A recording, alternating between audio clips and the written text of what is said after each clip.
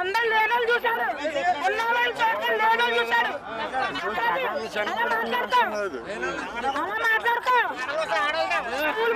School బస్సులతో చుట్టాలు తీర్చాడు. ఇంటికి వచ్చి గేట్ కొడతారు, ఇంటికి వచ్చి గేట్ కొడతారు.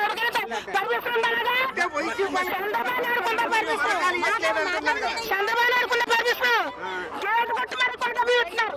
వాళ్ళని తీసుకెళ్తారు. ఇప్పుడు చంద్రబాబు నాయుడు పవన్ కళ్యాణ్ ఇద్దరు కలిసి జగన్మోహన్ రెడ్డి నేర్పించారు.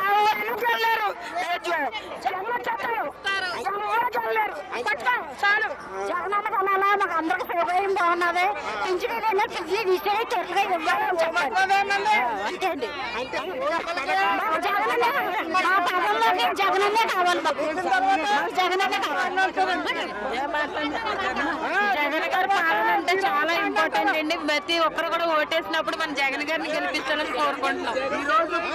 పిల్లల భవిష్యత్తు అనేది తల్లిదండ్రుల బాధ్యత కింద లేదు, జగన్ అన్నే తీసుకున్నారండి బాధ్యతగా.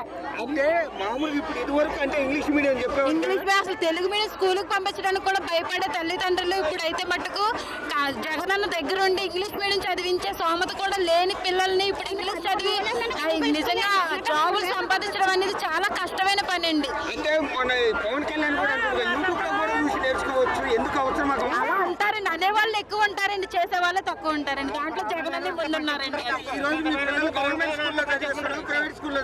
గవర్నమెంట్ స్కూల్, ఇద్దరు పిల్లలు గవర్నమెంట్ స్కూల్. సూపర్ మాట్లాడతారండి. మేము ఒక బ్యాగ్ కొనే సోమత కూడా తల్లిదండ్రులకు లేదండి. కానీ ఇప్పుడైతే మాకు పిల్లలకి పుస్తకం కానించి బ్యాగ్ కానించి తల్లిదండ్రులకి ఏ బాధ్యత లేకుండా ఆయనే ఒక అండగా నిలబడి మాకందరికీ కూడా చాలా సాయం చేస్తున్నారండి. అయ్యో మామ అసలు సొంత అన్నతమ్ముడు కూడా నిలబడ్డండి. అలాంటిది మాకు ఇంట్లో ఒక తోడు నీడగా మాకు పెద్దవాళ్ళకి పింఛని ఏంటి అసలు తల్లిదండ్రులు పిల్లలు ఎవరైనా చూస్తున్నారండి.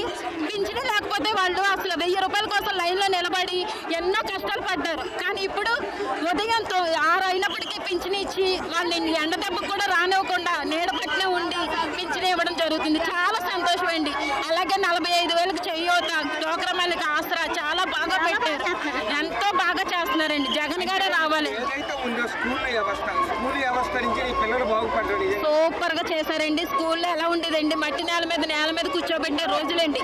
కానీ ఇప్పుడు గవర్నమెంట్ స్కూల్ దగ్గర అసలు ప్రైవేట్ అసలు స్కూల్ కానీ కాలేజీలు కానీ ఏమీ పని చేయట్లేదు.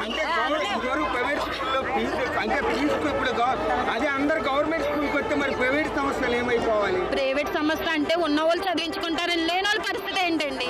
మేమందరం లేని వాళ్ళమే. మాకు అండగా నిలబడింది జగన్ అన్ని మాత్రమే.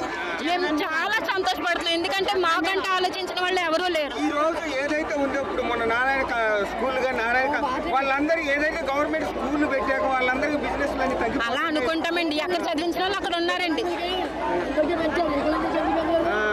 వికలాంగులు అవునండి, ఎవరైనా సరే ఇప్పుడు మట్టుకు చాలా ఏంటండి రాజండి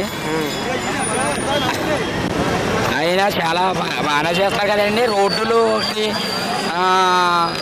పెద్ద పైసలు ఉన్నది ఇవ్వట్లేదండి మేడం సార్. మళ్ళీ ఈసారి మరి ఎవరు వస్తే బాగుంటుంది? ఈయనే రావాలండి. పనులు కూడా చేస్తే ఈయన వస్తేనే బాగానే ఉంటుంది. అంటే మన ఇప్పుడు ఆల్రెడీ పవన్ కళ్యాణ్ కూడా